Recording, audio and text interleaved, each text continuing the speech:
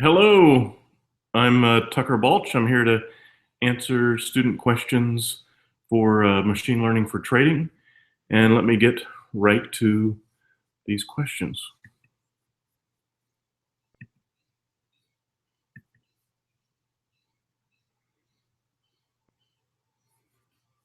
Okay, I'm looking at the questions on Piazza, and I'll go through them one by one. First question is, how can I get rich in the stock market, preferably quickly? Um, well, I think we all know that it's not a good idea to try to do that, even with machine learning.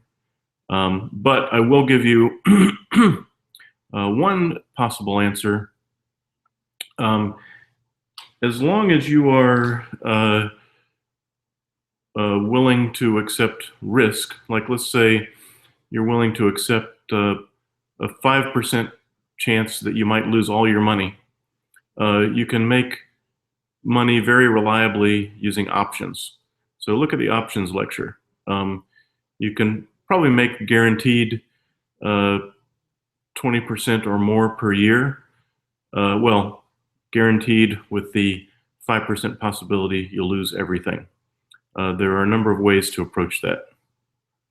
Okay, next question. And remember, there's that 5% chance you lose everything, okay? Evan asks, what are the best indicators that lessen the impact of a very noisy stock? I think that's one reason I very much like Bollinger Bands, because Bollinger Bands adjusts to the volatility of the stock. So if a stock is very volatile, the upper and lower bands expand because they are with regard to 2 times the standard deviation. If it's a very non-volatile stock, the Bollinger Bands compress. So I think it does a nice job of adjusting to the volatility of a stock. Next question, what's the status of M3P5? I was just finishing up the description of it on the wiki now.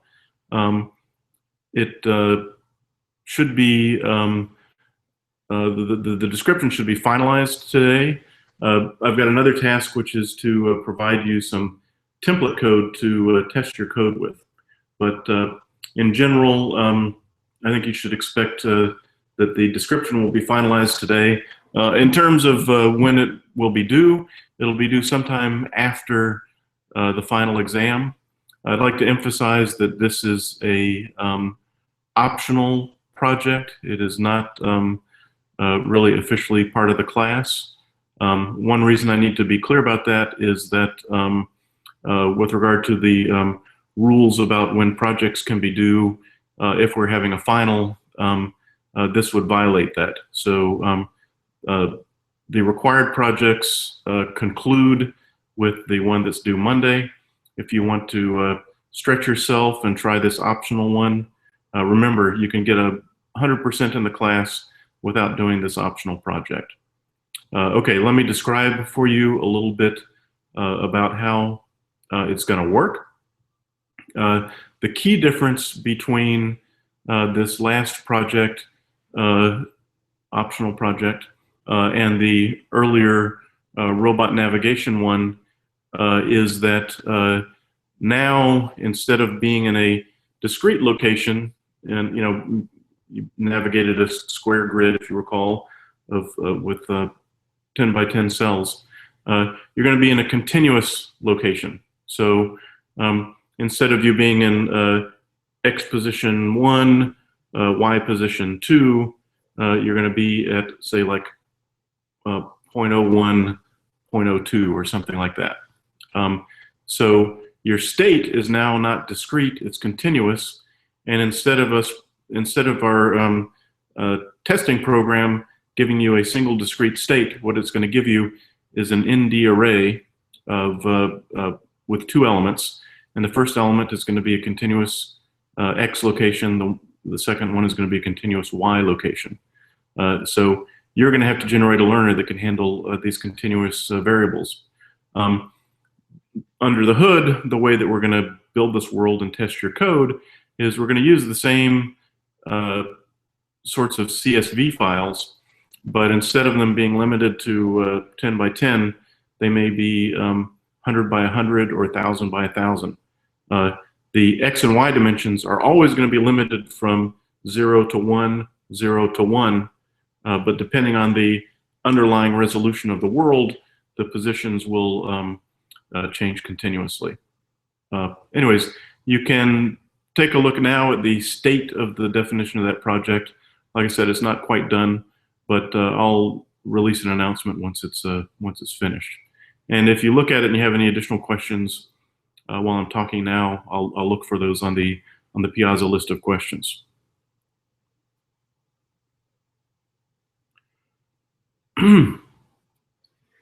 Is it possible to get some insight on what the autograder is testing? In my tests, my performance is horrible on sign fast noise, but the autograder tests pass. We, you know, as you know, we changed the in-sample and out-of-sample time periods.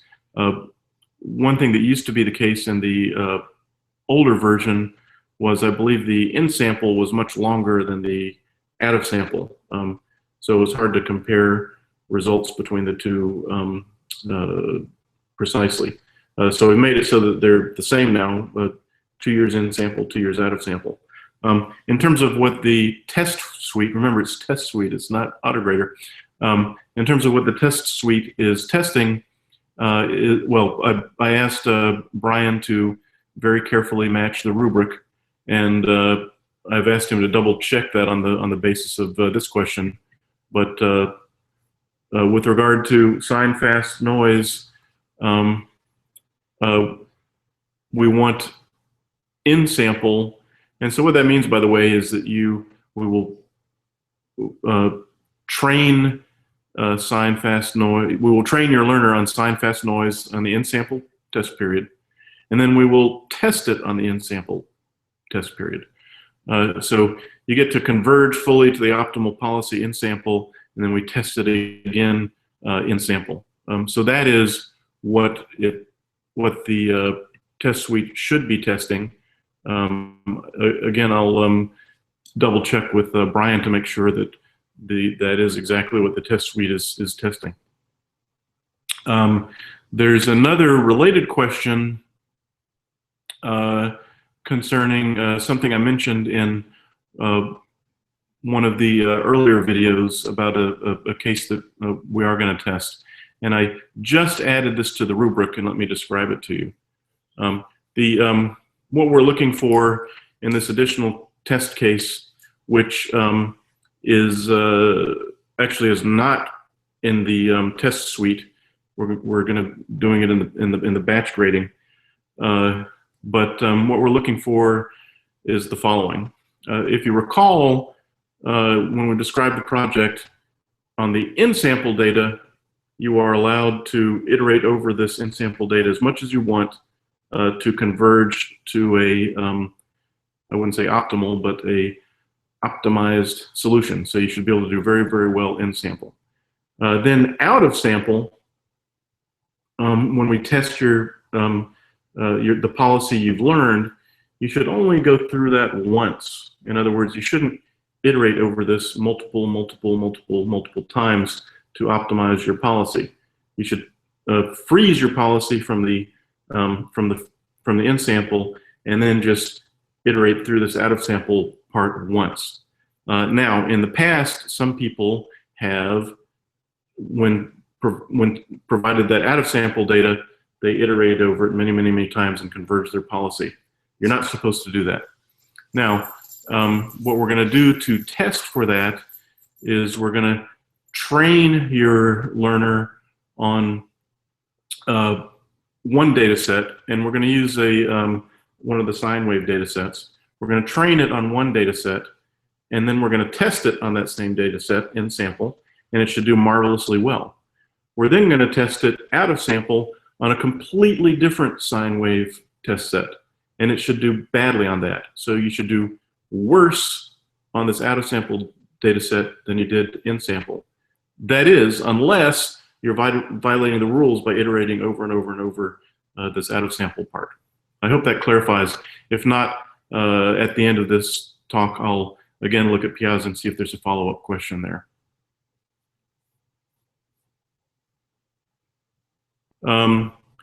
Question from Willie. The question is regarding to whether you should have a random action rate. Shouldn't it be 0? The argument is that the rewards are defined, and there's just sort of one optimal policy or something like that. Anyways, let me address that. Yes, I mean, we're not. I don't think we're going to check your code to ensure that you set random action rate to 0, but I think it's the most advisable way to do things. Remember, when you're training your learner on this in-sample data, you get to iterate over the data several times to converge to a optimal policy. And the random action rate will force you to try different actions, presumably in the same state. Now, if you had, when you randomly initialized your learner, your Q table, if you happened to have a particular action in there that was okay but not optimal, you may very well converge to that as your action if you don't randomly explore some of the others. Anyways, yes, during training, random action rates should be set to 0. But remember, after a few iterations, random action rate should come down to 0, and so you won't be choosing random actions anymore. Once you're actually testing out of sample, it's debatable as to whether you need a random action rate there or not, because you probably want it to be low at least, because you don't want to be using your knowledge as opposed to choosing things randomly. But you're still learning in this out of sample phase, so there is a potential that having a random action rate other than 0 is useful. One thing to mention also, and I saw this on mentions on Piazza, and this comes up every time. There's a suggestion that your action does not influence your state, your future state, and therefore what? Therefore, reinforcement learning isn't necessarily an applicable solution to this problem. Well, first of all, yes, it is still applicable, and let me give you an example why. Let's suppose you're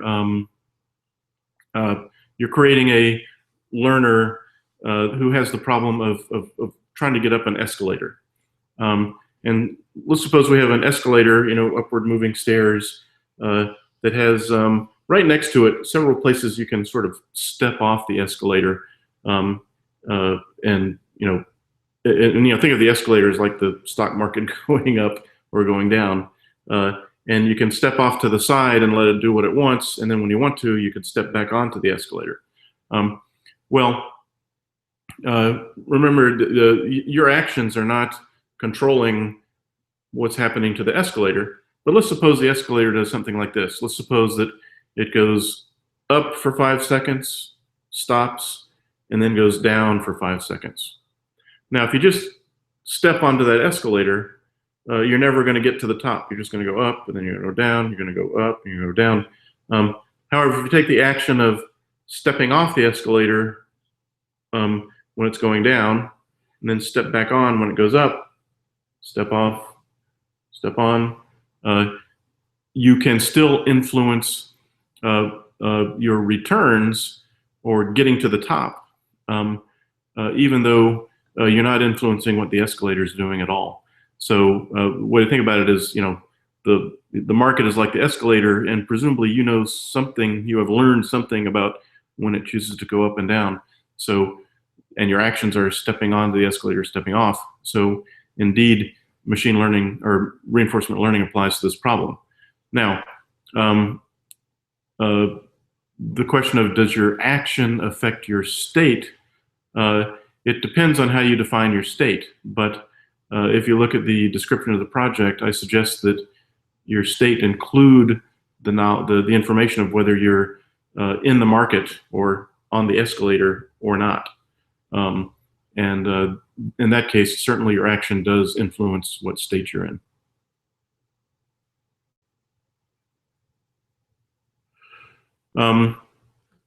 Pedro asks about slippage. In particular, he asks for a YouTube session on slippage. I can tell you a little bit about slippage right now, but I'm not going to be able to do a whole separate lesson on it. But I will tell you a few things about slippage. First of all, a key. Well, let me define slippage for those who haven't heard of it before. I mean, I know we mentioned it in the class.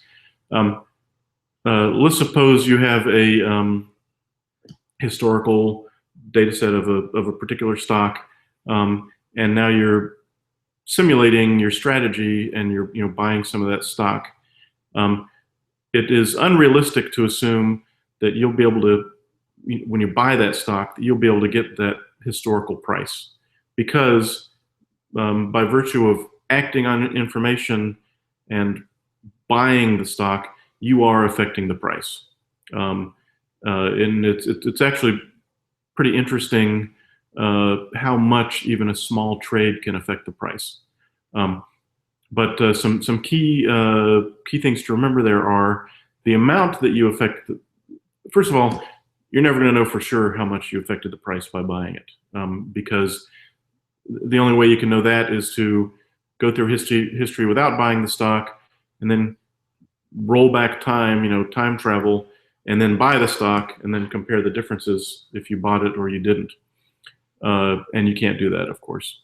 But there are a few key factors that affect how much your action affects the price of the stock. One is, during the time period that you're trading, what percentage of the market are you? If you are a large, the trade that you initiated, if your trade is a large portion of the market volume,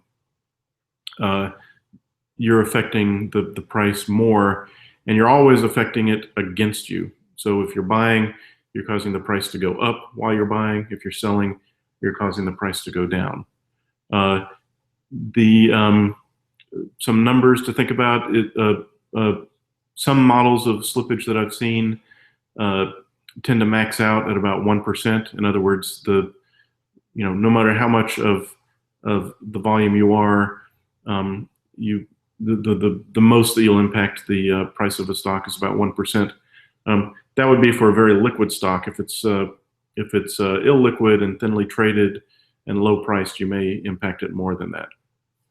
Okay.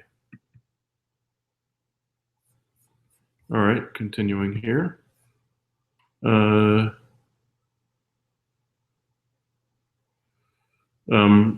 Amir asks again about MC3P5.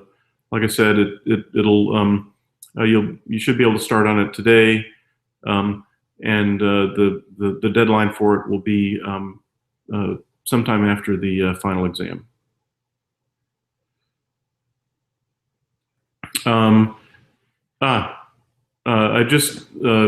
Raul says, you just mentioned that MC3P4 was due Monday, but T-Square says we have an extension till Tuesday.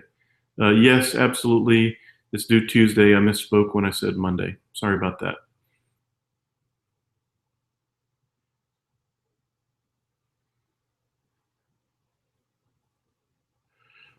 Just to clarify, MC3P5 is optional, but the score is used as part of the overall point calculation.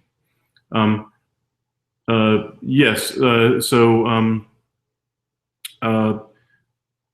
you can maximize projects with the projects we've done already. The way to view MC3 P5 is as a potential extra credit, but only within the projects section of the course. Partial credit. I don't know about partial credit. It's going to be fully auto-graded, and we haven't yet put together the rubric for that. But I expect that it's going to be sort of all or nothing. Okay, last question from Raul. While giving reward, is one allowed to give it based on next day prices? If not, then how evaluation of this particular instance happens? Okay, no, you should not, reward should not be based on next day prices, because that's peeking into the future. Role refers to a particular question. I'll go look at that question, and this is the first time I've seen this.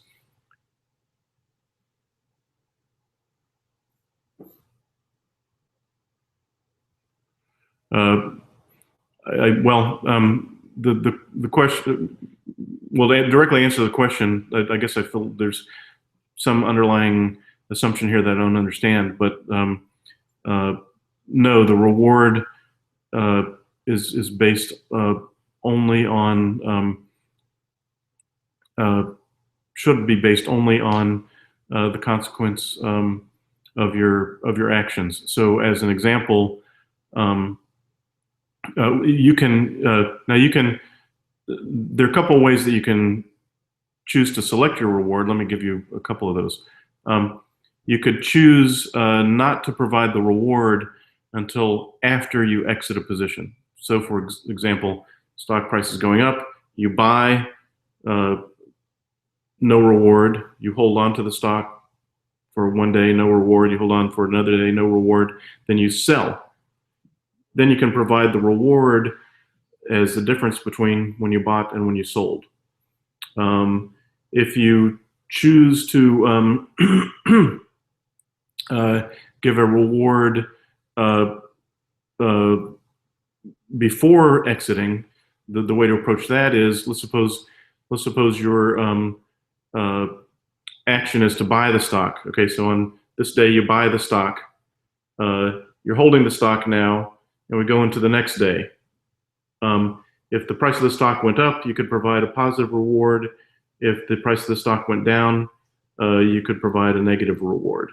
And as long as you're holding the stock, each day you advance into the future, you provide a positive or negative reward accordingly. So that is, I think, the proper way to apply the reward function. Okay, I'm going to look back through the questions, see if we have anything new. Nope, no new questions. Okay, so just so you know what I'm up to, I'm going to finish fleshing out that optional project today. I'll announce it when it's out there. And I'll also be checking Piazza. And we have one additional question from Rose. For grading MC3 P4, you have noted that the grading and test periods, the training and test periods, might change in order to grade it faster. Is that still a possibility? Yes, it is a possibility.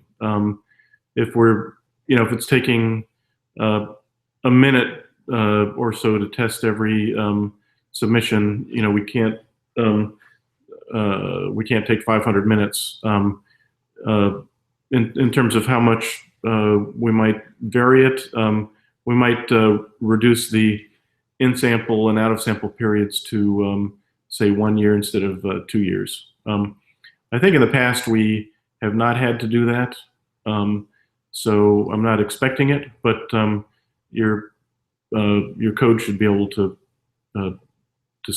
still work if we do that.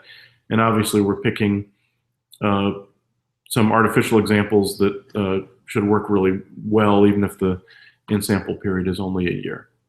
Okay, that's all I've got. Thanks for taking some time out of your Saturday, and good luck on the project, which is due Tuesday, and I will see you on Piazza. Bye-bye.